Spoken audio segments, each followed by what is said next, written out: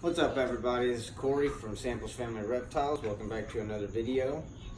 Thought today that I'd show you my wife's new Estaban Island Spiny tail iguana and the new enclosure that I just finished for her. So I built this thing from scratch. It's got VOC free paint on the outside, Pond Armor Pond Shield, Sky Blue epoxy on the inside. 1, 2, 3 levels. It's got slate stone in its basking spot. I've got a Carolina Designer Dragons light setup. It's got a UVB and 2 GU10 halogen basking bulbs running 50 watts each right now. And actually my guy's up there thermoregulating, so without further ado, I'll just kind of give you a walk down of what you're looking at right here. So this is the enclosure. Down on this bottom left side, we've got a water dish. I'll peer in and show you this real quick. There's the water dish right there. It's kind of a little dirty because he's been all up inside the water down in his substrate. But without having to open the enclosure and freak him out, you can open this. Water tub pulls right out, goes right back in. I'm gonna close the door right back up. I still got to put a handle and magnetic lock on that, but I've got it. I just got to put it on. This is really just kind of for show. I'm going to open this side because he's actually up right here. So I'm going to open this side to be able to show y'all so he doesn't freak out. So this is the inside. I've got a temperature gauge right there. It does both temperature and humidity.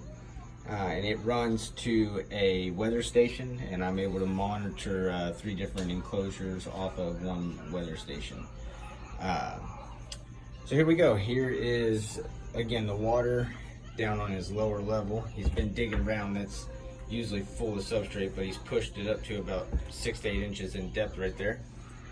I've got trees mounted, if you can't tell, right back over here to where he can get up to the second level. Which then takes him around to where we put his food at. And you can come over here. Now the speckling that you're seeing on this is ground walnut shells. Once I was doing the epoxy, the final coat was curing, I sprinkled this over the top of it, and all it does is really give him a solid grip to grip onto as he's moseying through this enclosure. But as you can see, it doesn't come off whatsoever. So anyway, this is the Carolina Designer Dragons basking feature. If you can't see, it's a 36-inch UVB, and there are the 2 GU10 halogen bulbs. I've got a 200-watt ceramic heat emitter in here right now, keeping the enclosure somewhere in the low to mid 80s. Humidity somewhere around 60 to 65%. There's a slate stone that sits up in his basking area. And then here he is. So we'll turn this and try and get a good view of him. He is missing the last 1/2 inch to 3/4 inch of his tail. We bought him like this. Wasn't told about it, so we weren't expecting it, so I'm not sure what happened.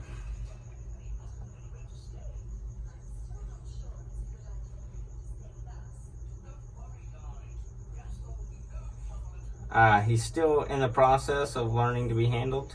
The previous owner didn't handle him too much, and I'm not sure if the owner before him handled him too much, because the previous owner only had him for about 6 months before he was unfortunately had to part ways. And fortunately for me, the previous owner is a good friend of mine, so I was able to pick him up and give him a good home. And get used to the camera blade, you're going to be on it a lot.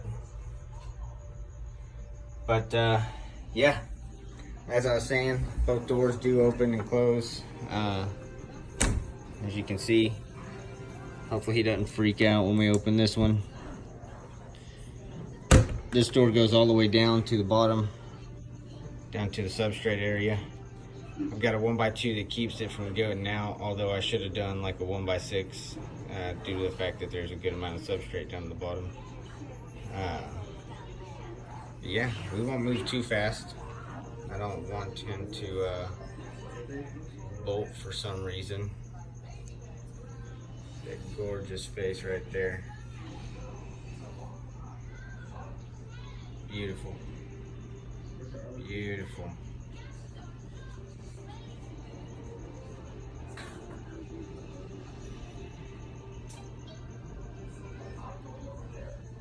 Alright. Well, we'll close you back out, buddy. And walk over and visit one of my Melanus monitors.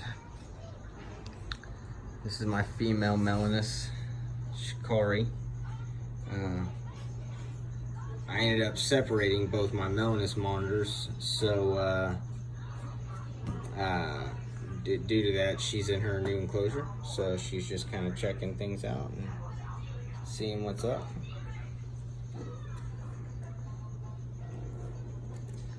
Her enclosure, just the same, stays at about 80 to 85, mid-range gradient, all the way ranging from about somewhere in the 70s, mid 70s to high 70s here, and be about mid 80s, somewhere right in here.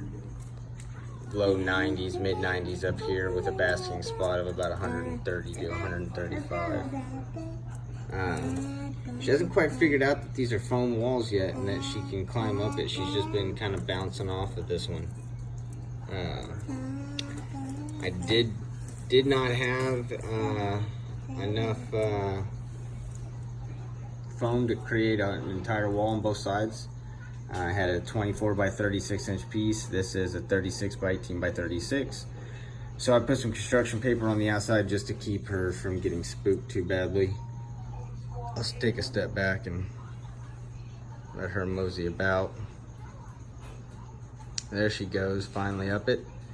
Now what you're seeing is a fogging machine, obviously. Most people run it off of just this setup right here.